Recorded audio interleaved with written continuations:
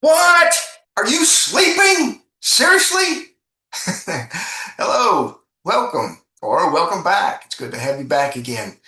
Yesterday we heard the re-giving of the Ten Commandments. Today in Vaetchanan, the fifth reading, we're going to hear about the conditions concerning the actual giving of the Torah at Sinai. There's some really neat stuff that happened there. We're going to dig into that today.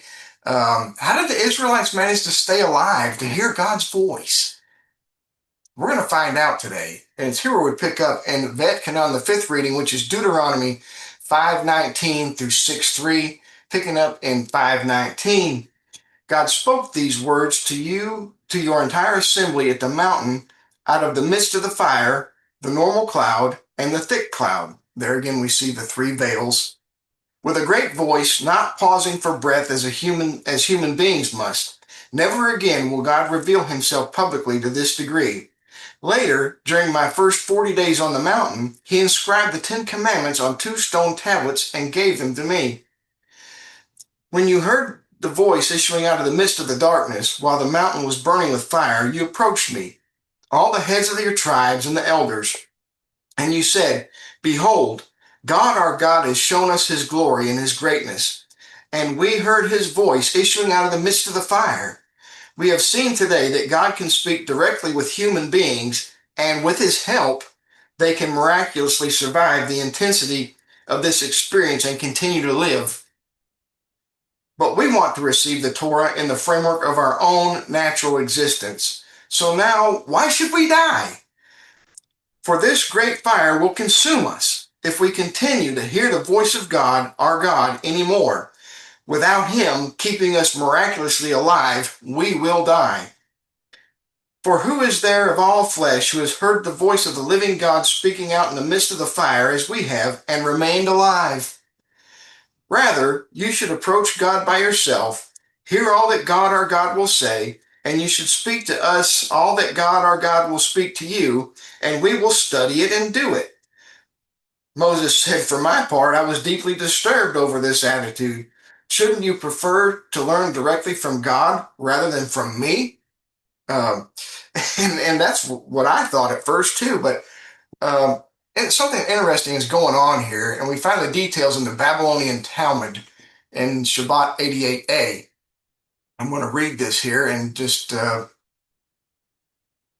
listen closely. Babylonian Talmud, Shabbat 88a. Rabbi Yehoshua ben Levi said, From each and every utterance that emerged from the mouth of the Holy One, blessed be he, the souls of the Jewish people left their bodies, as it is stated, My soul departed when he spoke. That's from Song of Songs 5:6.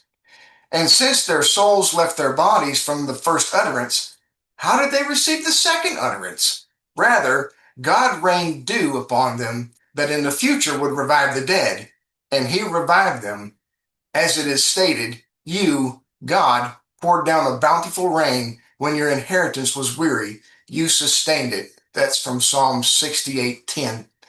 So, as the story goes, every time God made an utterance, the souls of the Jewish people left their bodies. And then God had to bring this dew, this rain, back over top of them to put their souls back in their bodies. And I couldn't find it. I read before there's numerous times that this happened, um, that their souls left their bodies and God had to put them back to life, put the souls back in their bodies again, so he could finish. And as we'll see here in just a minute, he actually doesn't finish. Which is where Moshe has to step in and be the intermediary between God and man. We see that term used in a lot of less admirable uses, but here we actually see Moshe as being the intermediary between God and man. And they keep dying on him. So God wants his people to live. That's why he's given the Torah, that you may live. We saw that here yesterday or day before. I guess it was yesterday's, that you may live. So we're going to pick up now in Vaetchanan, the fifth reading, I'm sorry, um, in Deuteronomy chapter 25. But God heard the sound of your words when you spoke to me. And God said to me, I have heard the sound of the words of this people which they have spoken to you. They have spoken well. If only their hearts would be like this, to revere me and to fulfill all my commandments for all time, that it might go well with them and with their children forever. So go say to them, return to your tents. Since you will not have to be ready at all times for the divine communication, you may resume conjugal life, which occasionally entails becoming ritually defiled, for which reason I told you to refrain from it in preparation for the giving of the Torah. Remember, God told them to go and cleanse themselves, so they had to be in a ritual purity in order to hear from God. And God's saying, since you're not going to be hearing my voice, you're going to be hearing from Moshe, then you can go on back to normal everyday life. You don't have to worry about staying ritually clean. Verse 28, but as for you, Moses, you must from now on separate from your wife, since you must at all times maintain the highest level of ritual purity in order to speak with me at any moment. In this sense, stay here on your present level of ritual purity in order to be able to converse with me, and I will speak to you all the commandments, rules, and ordinances whenever I deem it necessary, in order for you to teach them to the people, that they may perform them correctly in the land that I am giving them to possess. Seeing, therefore, that the commandments you have heard from me, which I am about to review with you, are all of divine origin, safeguard them by learning how to fulfill them properly as God your God has commanded you through me. Do not deviate in your performance of them either to the right or to the left. Rather, walk entirely in the path that God your God has commanded you, in order that you may live in the land, that it may go well with you in the land, and that it may prolong your days in the land that you will possess. Chapter 6 and verse 1. The following directives are the commandments, the rules, and the ordinances that God your God has commanded me to teach you, in order that you be able to perform them in the land into which you are able to pass in order to possess it.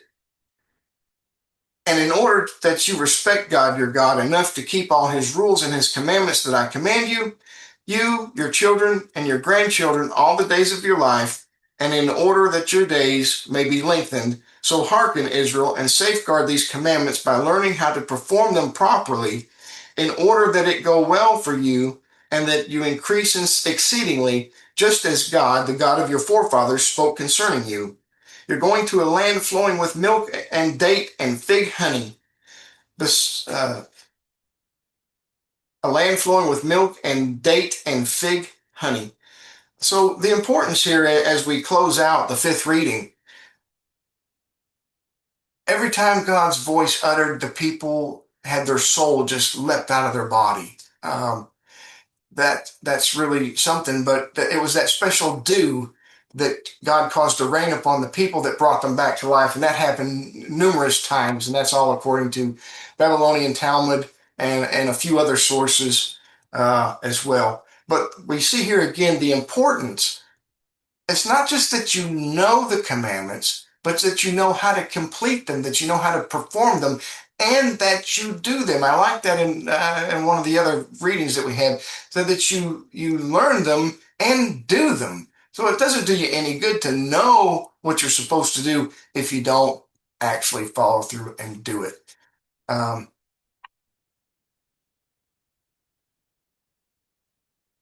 So tomorrow we're going to look at the sixth reading, and that's more about, again, we mentioned love and fear. Are you going to do it out of love? Are you going to do it out of fear? We're going to touch a little bit on that tomorrow, but you don't want to miss that as we go forward.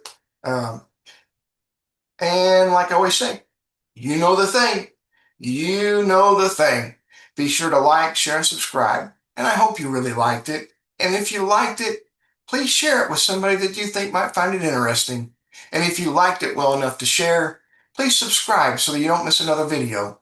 If you missed any of Devarim so far, I will link the playlist of that up here. If you missed any of Vaetchanan so far, I'll link that up here. And if you wish to subscribe somewhere along the bottom, there'll be a link to subscribe. Thank you very much. I hope you've got something out of it. God bless. Have a nice day.